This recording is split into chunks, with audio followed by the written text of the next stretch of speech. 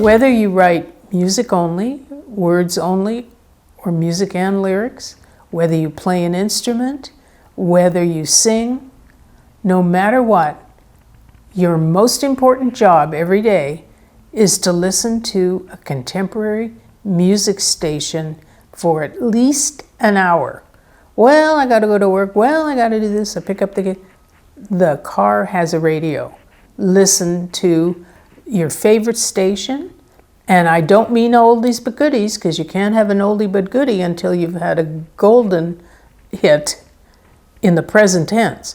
So listen to what's on the air now, and I mean on all media, and get familiar with the acts and the bands and the artists who are looking for material, who are singing contemporary songs.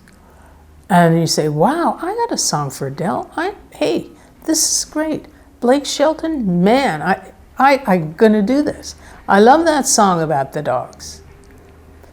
So be familiar with the marketplace. No matter what business you're in, it's important for you to be familiar with the marketplace. You wouldn't say one day, hey, I got this great idea for a shoe. Well, wouldn't you need to know what Nike and New Balance and Adidas were doing before you had a chance at marketing your new shoe? Same thing with songs. Listen to the radio. That is your best teacher. And suppose you like country songs, then listen to the new country songs. And by new country, I mean the contemporary ones. And listen to when they do the top 40 countdown. And so you know what's number one, you know who's singing it, you know who wrote it, who produced it, and what label it's on. Same thing with every single song on that chart way down at the bottom where number 100 is. Could be a new artist at a number 100, and that person's going to be a lot easier to reach than the guy who's number one. Number one doesn't need you. Number 100 probably does. So be completely familiar with what's out there and what is successful, and have your mindset so sharp and so focused that, hey, I'm going to write contemporary songs, whether it's pop, whether it's country, whether it's rock and roll, whether it's alternative, whether it's adult contemporary. No matter what it is, your job is to become completely conversant in who's on the charts, who's singing what, who wrote it, who produced it, and the label that it's on.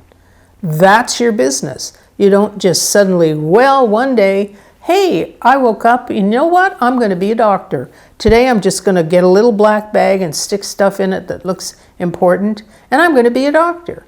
Well, that's ridiculous. You go to medical school forever. Same thing with songwriting school.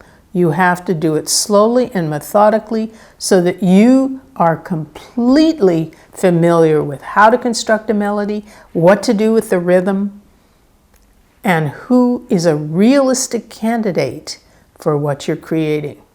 And that is very powerful. It gives you the courage to keep making those phone calls and sending those emails.